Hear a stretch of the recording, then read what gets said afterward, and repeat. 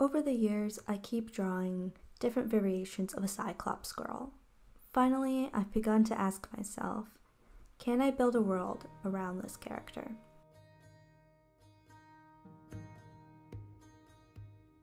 Since this world is driven by my desire to create this one creature over and over, let's start by defining who this character is.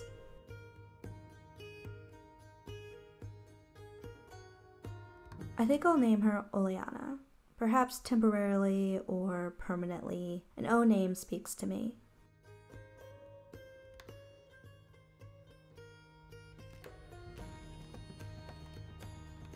Perhaps because the Cyclops has a giant eyeball, like an O across its face.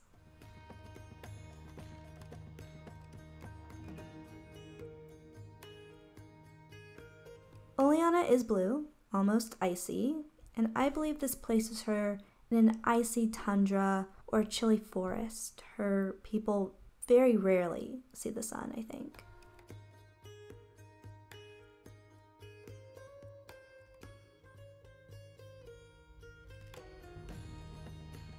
And I'm choosing to go with purple lips because her kingdom is known for its beauty and all Cyclops pride themselves in their appearance. So there would be extra care placed on makeup, hair, and overall aesthetics.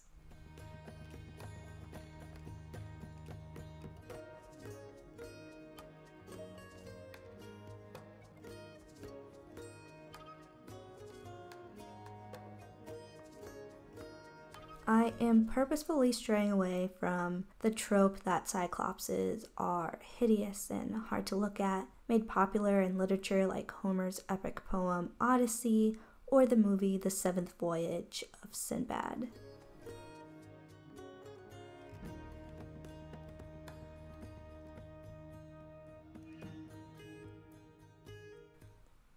And to go along with the iciness of her home and the vanity of her people, I think they are more stoic as well. They show little emotion and are wary of strangers. They are also very driven by learning much of others while sharing very little of themselves.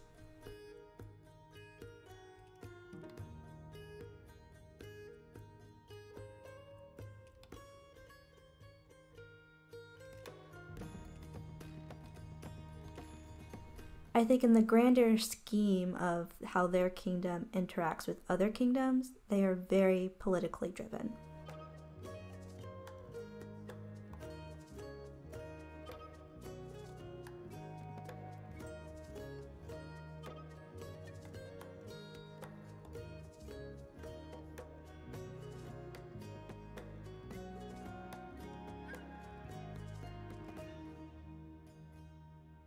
Again, pulling away from the usual, tropes of a Cyclops. The alternative depiction of them is that they are usually like misunderstood outsiders, but they have a heart of gold. An example of this is in The Lightning Thief by Rick Riordan. This group in particular is not misunderstood by society. They are the makers of polite and elite society, and because of that, they are a more cold and brutal people. They're beautiful, but brutal.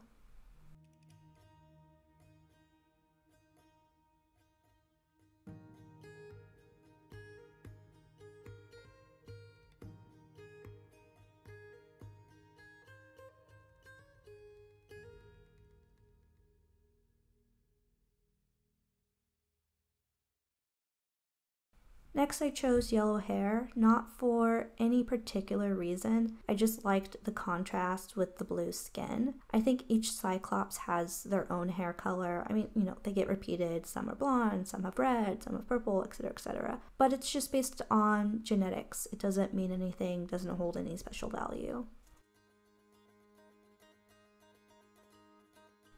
And this red gem means she has a standing amongst her people.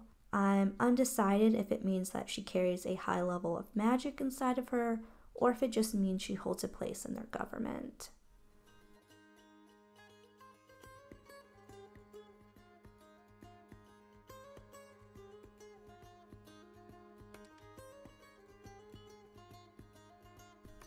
But I'm leaning towards that you have to have a high level of magic to be part of their government system. There we go.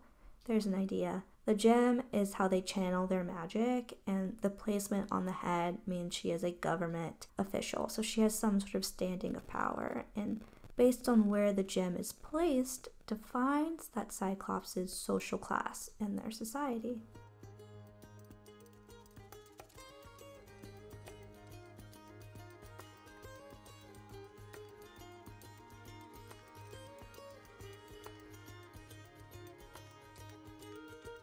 I decided to make her eyeball this tan yellowish color because there are already so many colors, and I wanted to ground the character a little bit. And I think this more subtle tan actually pulls a little bit more focus to the eye just because everything else is so bold.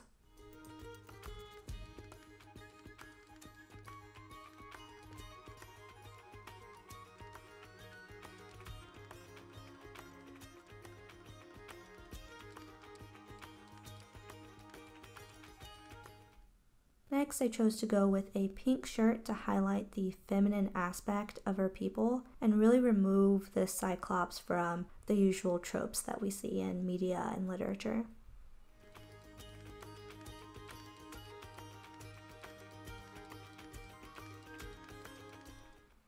The background is a blue lavender, and then it fades into this light yellow gradient, pulling in the fact that their kingdom is cold with limited sun. And my thoughts are that it probably has a layer of mist constantly hovering over the city as well. Think of like a blue icy London is what I'm thinking it's leaning towards.